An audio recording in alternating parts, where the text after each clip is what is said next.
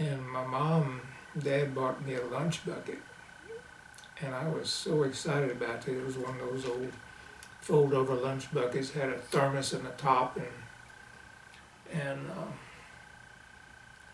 my mom would always make me some hot chocolate, or during the winter, put that, fill it up, put that stopper on there, and screw that lid down there, and that thermos would keep it pretty warm, really, and that was pretty neat.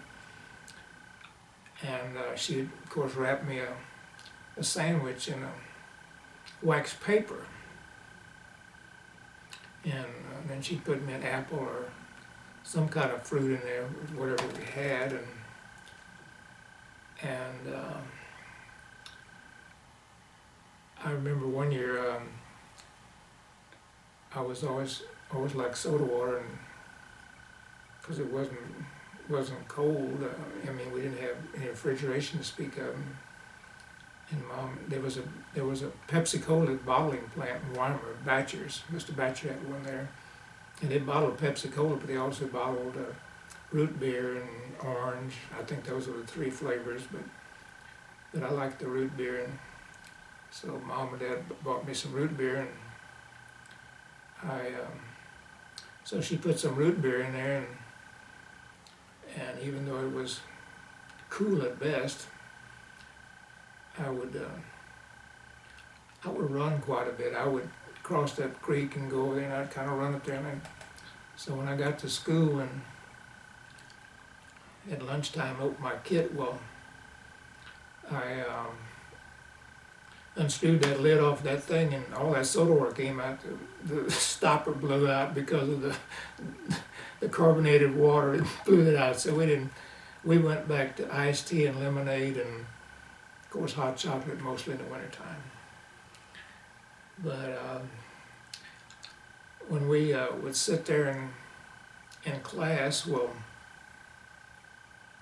you got to remember there's no everything is natural light. I mean, there's no artificial light. And some days when it was real cloudy, it was a little bit darker in there, obviously, but that's all right, because Miss Schumberger would sit up in front with her desk. She had one of those big open top desks, and she'd have her stuff in there, and she had a clock up there, and that was the only clock in the school, and she had it right there, and she would call people up to get them to read, take turns, and maybe a little bit of math.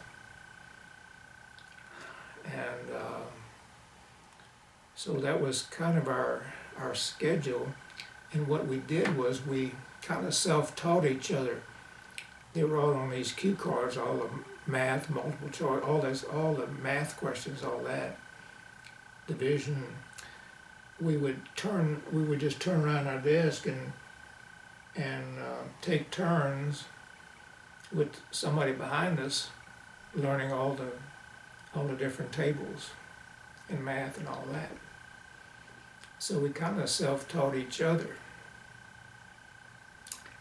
And one of my main projects, not the first couple of years, but after it was get wood, and I kind of thought that was my name for most of the years I was at Boat Ark, but it meant get wood for the stove. And so I'd have to go out in the pastures and find some wood, and then sometimes I don't know, we had an official school board, I guess. I don't know if they ever had any meetings. I guess they did. Sometimes they would cut up a little wood for us down there in the pasture, and we'd go down, and I'd go down and get it and bring it in and put it in the stove. And because you have to scraper it and get all the ashes out first from the previous day and clean all that out. And then you'd put the fresh wood in there and usually put some paper under it, and sometimes we'd put a little kerosene on it to get it going. That's what lamps were lit with in those days, was kerosene.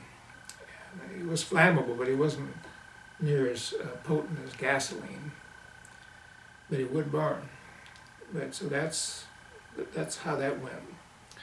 And I remember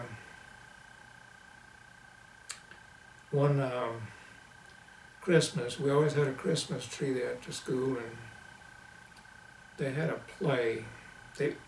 She wrote out, I think it was 4 pages longhand. Miss Schumer did a little script I had to learn, and I was Santa Claus, and Margaret Andrews was Miss Santa Claus. So they had a little red suit for me, and I was totally upset because I didn't want to do that. Oh my gosh, that was terrible. In fact, I think I had a tear on that page because she wrote it in ink and it kind of blurred. I remember that. And I actually shed a few tears about it because I didn't want to do that. And so anyway, getting back to the dirt road, Mr. Ploggins or Plaggins he had an old Model A and it had chains on it. He'd put chains on it because after you travel those mud roads so much, well, the ruts, we call them ruts, they just get deeper and deeper. And you'd stay in those ruts and hopefully it wouldn't get too big where the bottom of the car would start rubbing in it, and then you wouldn't get too far either. And we didn't have a clock, but about 1 o'clock every day we could hear Mr. Plaggins coming down that road. That old Model A just a grinding and grinding and grinding. Sometimes it would be boiling.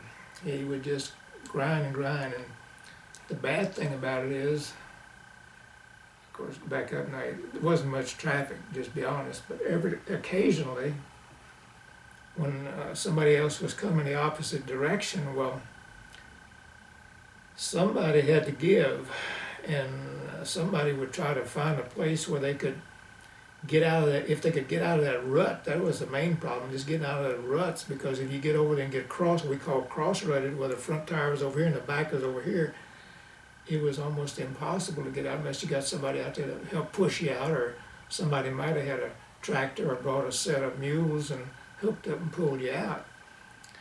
So the people on either side would try to find a place where there might have been a little bit of a drive deal where somebody had a little gap where they went into their pasture where they could just pull in just a little bit and leave the other car go by. But we always knew we could hear him grinding, that old Model A grinding probably half a mile down the road each way. So so I went to school there obviously, but in the 3rd grade I think it was, I was in the 1st, then I was going to go to the 2nd, but I was the only one in the 2nd grade, and I think there was one other student or 2 in the 3rd grade. So she jumped me from the 2nd to the 3rd grade, which was a disaster. It wasn't then, but it was down the road that it showed up. So she just put in there, I was in the 3rd grade, and so I did all right. Boat art, good gosh, didn't do too much.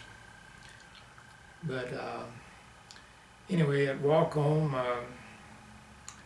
and I'd take my books home. I had a book satchel, and that darn old thing had a little leather strap across here, and those books were pretty heavy, and I had my lunch bucket, and I took a lot of books home. I don't know why, but I'd read a little bit, and Mom would read a little bit with me, and like I said, we had no electricity now, so we had kerosene lamps, so those lamps didn't give out a whole lot of light, so we didn't read too late at night. We just, and I had chores to do. I didn't have a whole lot of time to read, but I always took my books home. But nevertheless, about 3 times a year, that creek that ran through there, a big rain would come, and we'd call them belly washers. I guess up to belly deep, and it would probably be about 20, 25, 30 yards wide. And it would be, it'd be swift. It wouldn't be advisable to go across, and so I'd say about 30 yards wide when it got big rain.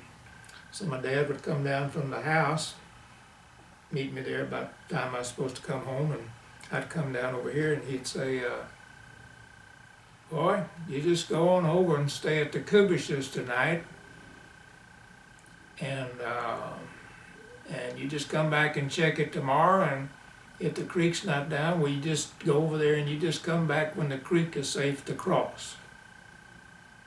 No big deal. I just turned my little buns around, trotted back to the Kubishes, and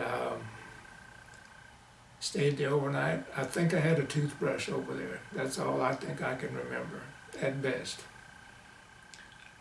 And so that's how that went. We just went over there and stayed at the Kubishes. Sometime I spent 2 nights. I don't think I spent 3. If I did, I can't remember. But 2 nights I know I did spend. So, because it would go down pretty fast. But that was kind of funny as you look back. And then the Kubishes moved and the Bonners moved in. Mr. Bonner and his wife Angelina, and real sweet couple. Is real, and they were related to Kubishes too, but they moved in, and so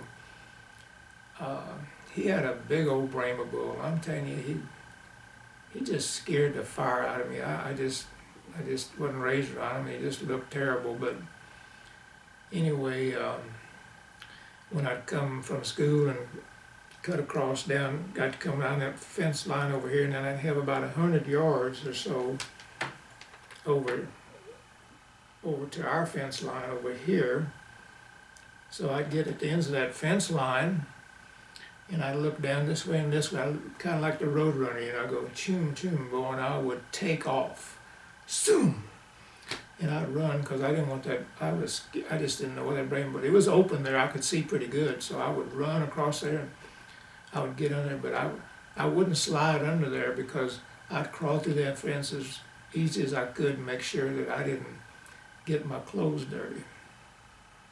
Because my mom had to do my clothes, and I only had 2 sets, and she told me I need to take care of them because they got to last me the school year, and I didn't want to slide under that fence and rip my clothes or get them green or something or stain them or whatever. So I kind of did that. And so one day I was coming home from school and did my routine thing, and I ran across there and got in there in my fence, and man, I'm just gonna go down there, across the creek, and go on home. And dadgummit, that big old Brahma bull must have jumped the fence, and he was on our side. I don't know if he was chasing some girl cow over there or what, but anyway, he was on the side, and I'm gonna tell you something. He come out of those cedar trees, and I'm gonna tell you, I think I don't know what the count was, but I'm exaggerating, I guess. But at least 9 squirrels myself. We went up in a tree. I was up in a tree, book satchel, everything. I was climbed up that tree. I don't know how I got it, but I did. And I sat up there on a limb, and that old bull was down there, and he was just switching his tail and eating grass and taking his good old time. I guess I was up in that tree an hour or 2. I don't really remember. And I don't know where Dad and Mom was. They didn't seem to, if they lost track of time. Like I said, you didn't watch the clock too much those days. You kind of watched the sun. Nobody had a wristwatch or anything. And so nevertheless, that bull, that's why I'm a little more gray-headed, I think. It kind of made me age before my time.